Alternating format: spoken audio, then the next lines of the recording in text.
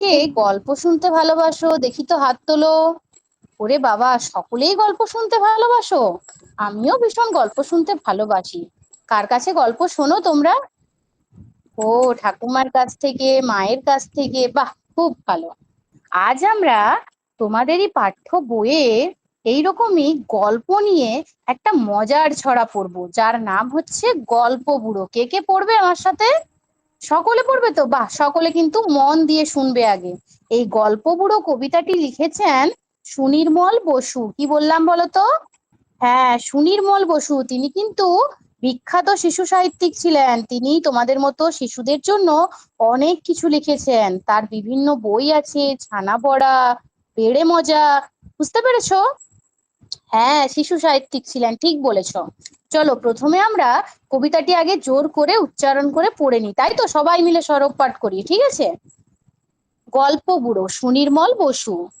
বইছে হাওয়া উত্তুরে, গল্প বুড়ো থুত্থুরে, চলছে হেঁটে পথ ধরে, শীতের ভোরে সত্তরে, চেঁচিয়ে যে তার মুখ ব্যথা, রূপকথা চাই রূপকথা, ডাক ছেড়ে সে ডাক ছেড়ে, বলছে ডেকে হাঁক ছেড়ে, ঘুম ছেড়ে আজ ওর তোরা, আইরে ছুটে ছোট্টরা, কি আছে মোর তলপিটায়, দেখবি যদি জলদি আয়।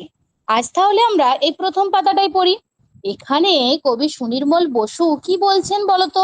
বইছে হাওয়া উত্তুরে। আচ্ছা, উত্তর দিকে কি আছে বলতো? কে বলতে পারবে? একদম ঠিক বলেছে রোহন, হিমালয় পর্বতমালা আছে, তাই তো? সেই জন্য উত্তরের হাওয়া ভীষণ ঠান্ডা হয়, তাই না? উত্তরে বইছে হাওয়া মানে হাওয়া উত্তর দিকে বইছে, শীতকালে হাওয়া উত্তর দিকে বয়।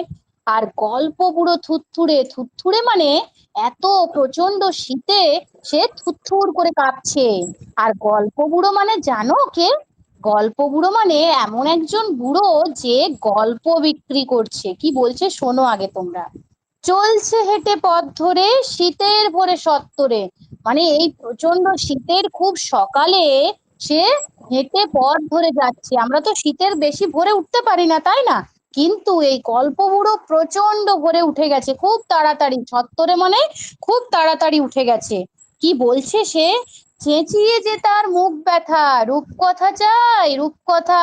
আচ্ছা, তোমরা কি তোমাদের গ্রামে গঞ্জে দেখেছো চুড়ি আওলা যখন চুড়ি বিক্রি করতে আসে কি বলে? হ্যাঁ, রূপসা একদম ঠিক বলেছে, চুড়ি চাই চুড়ি চাই, ঠিক সেই রকম। এই গল্প বুড়ো কি বলছে? গল্প বুড়ো বলছে রূপকথা চাই রূপকথা। তোমরা কে কে রূপকথার গল্প শুনেছো? সকলে শুনেছো রূপকথার গল্পে কি কি থাকে? হ্যাঁ, রূপকথার গল্পে বিভিন্ন প্রাণী থাকে, পরী থাকে, আর কি থাকে? হ্যাঁ, হাতি থাকে, রাজপুত্র থাকে, পক্ষীরাজ থাকে, একদম ঠিক বলেছো। তাহলে গল্প বুড়ো কি বিক্রি করতে এসেছেন? রূপকথার গল্প বিক্রি করতে এসেছেন, তাই তো? আজ তাহলে এইটুকুনি থাক, পরের দিনে কিন্তু এই মজার ছড়াটা আমরা আরো মজার করে করে পড়বো, ঠিক আছে? হ্যাঁ স্যার, হয়ে গেছে। ম্যাডাম সেরকম কিছু চাইছিলাম, যেটা জাস্ট আপনি গল্পটা বলে গেলেন। আচ্ছা, গল্প পুরো কাঁধে কি ছিল? গল্প বুড়োর কাঁধে একটা ঝোলা ছিল, তলপি যেটা। আচ্ছা, তল্পি। তাহলে ঝোলায় কোন ধরনের কল্পনা প্রসূত চরিত্র আছে?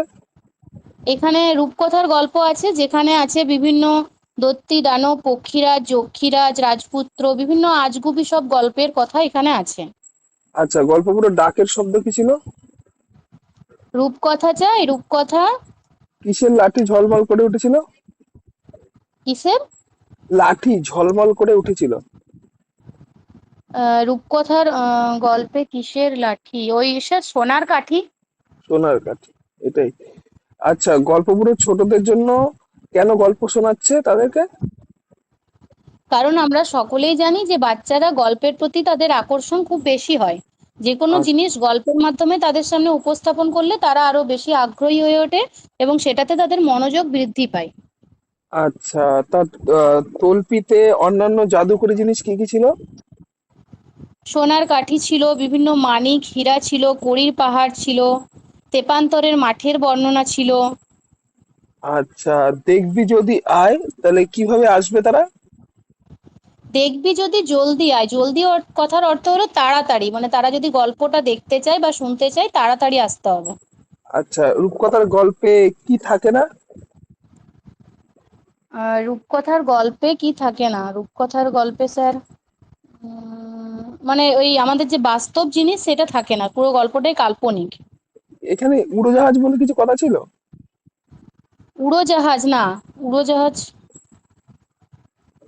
আচ্ছা, রূপকথার গল্প সংগ্রহ করেছেন এরকম একটা লেখকের নাম বলুন তো ম্যাডাম। রূপকথার গল্প সংগ্রহ করেছেন সুকুমার রায়। সুকুমার রায়।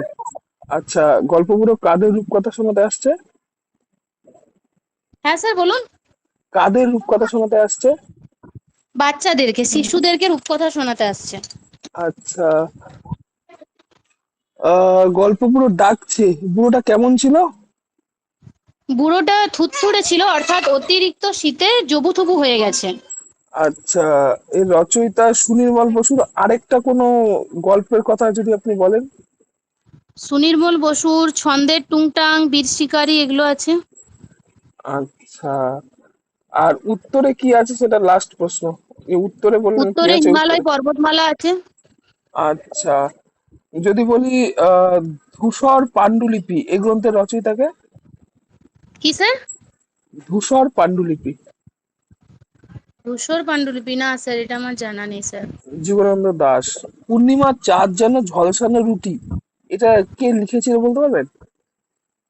হ্যাঁ স্যার, এটা মনে আছে পূর্ণিমার চাঁদ যেন ঝলসানো রুটি, এটা কার রচনা? কে লিখেছিলেন স্যার, এটা মানেটা বলতে পারবো। মানে না, এটা আমি জানতে চাইছিলাম কে বলেছিল কথাটা। ঠিক আছে, আলালের ঘরের দুলাল। পূর্ণিমার চাঁদ যেন ঝলসানো রুটি, এটা স্যার, স্যার এটা সুকান্ত, সুকান্ত ভট্টাচার্য। সুকান্ত ভট্টাচার্য। হ্যাঁ, ছাড়পত্র স্যার, ছাড়পত্র থেকে নেওয়া হয়েছিল।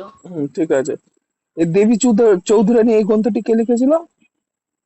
দেবী চৌধুরানী স্যার, দাঁড়ান স্যার। দেবী চৌধুরানী, দেবী দেবী চৌধুরানী,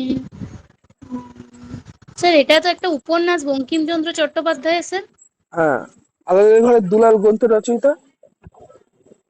আলনা স্যার, এটা জানি না। আলালের ঘরের দুলাল এর রচয়িতা? আলালের ঘরে দুলাল, না স্যার এটা আমার জানা নেই। প্যারীচাঁদ মিত্র। প্যারীচাঁদ মিত্র, হ্যাঁ। আচ্ছা, এই বৈষ্ণব পদাবলীর আদি রচয়িতাকে? বৈষ্ণব দাঁড়ান স্যার, বৈষ্ণব পদাবলী, বৈষ্ণব পদাবলী, বৈষ্ণব পদাবলী চট স্যার এটা তো রাধাকৃষ্ণের প্রেম ভক্তিমূলক কবিতা, বিদ্যাপতি হবে স্যার। চণ্ডীদাস। বড়ু চণ্ডীদাস, হ্যাঁ। হুম। আচ্ছা, আর হচ্ছে আপনি আজকে আমাকে আহ বলবেন, হচ্ছে উইংস থেকে কোনো একটা টপিক বলেন তো, ক্লাস 5। উইংস থেকে ক্লাস 5 স্যার, অ্যাডজেক্টিভটা আছে। আর ওদের একটা টপিক বোঝান, যে কোনো একটা টপিক উইংস থেকে।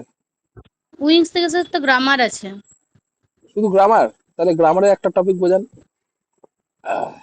গ্রামারের এ অ্যান্ড দি বোঝাবো? আর্টিকেল হ্যাঁ। বোঝান।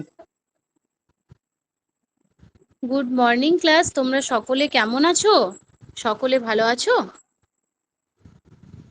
না স্যার, স্যার প্রথম থেকে বলছি, একটু ইংলিশটা বলতে